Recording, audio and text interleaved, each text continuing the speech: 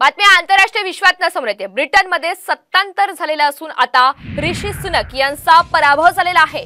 मजूर पक्षाची विजयी घोडदौड आपल्याला पाहायला मिळते आणि त्याचमुळे आता ऋषी सुनक यांना हा फटका सहन करावा लागतोय। ब्रिटनमध्ये सत्तांतर झालेलं असून ऋषी सुनक यांचा पराभव झालाय। मजूर पक्षाची विजयी घोडदौड कायम आहे।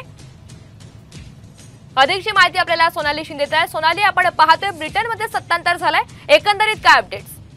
अगदी अत्यंत महत्त्वाचा निकाल आहे जगाच्या दृष्टीने। इंग्लंडमध्ये सत्तांतर झालंय आणि ऋषी सुनक यांचा पराभव झालाय। ऋषी सुनक हे इंग्लंडचे भारतीय वंशाचे पंतप्रधान राहिलेले आहेत आणि भारतीय वंशाचे असल्यामुळे भारतामध्ये सुद्धा त्यांच्या नावांची कायमच चर्चा असते।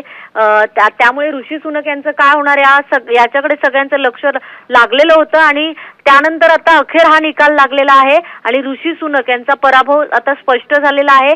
सकाळपासून हे आकडे बदलत होते, म्हणजे तिकडच्या सकाळपासून जे आकडेवारी होते भारतीय वेळेनुसार त्यानुसार हे आकडे बदलत होते आणि त्यानंतर हा निकाल आलेला आहे। सकाळी 10 पर्यंत कीर स्टार्मरच्या मजूर पक्षाने 359 जागा जिंकल्यात आणि ऋषी सुनक यांचा जो कन्झर्वेटिव्ह पक्ष होता त्यांना 80 जागा मिळालेल्या आहेत।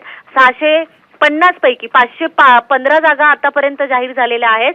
सर्व जागांचे निकाल जरी जाहीर झालेले नसले तरी सुद्धा ऋषी सुनक यांचा पराभव झाल्याचं आता स्पष्ट झालेलं आहे आणि त्यामुळेच भारताचं ज्याच्याकडे लक्ष होतं तो निकाल आता अखेर समोर आलेला आहे। निश्चित, त्यामुळे लेबर पार्टीचा कुठेतरी झंझावात कायम असून आता ऋषी सुनक यांना मोठा धक्का बसला असंच म्हणावं लागेल। सोनाली, धन्यवाद सविस्तर माहितीबद्दल।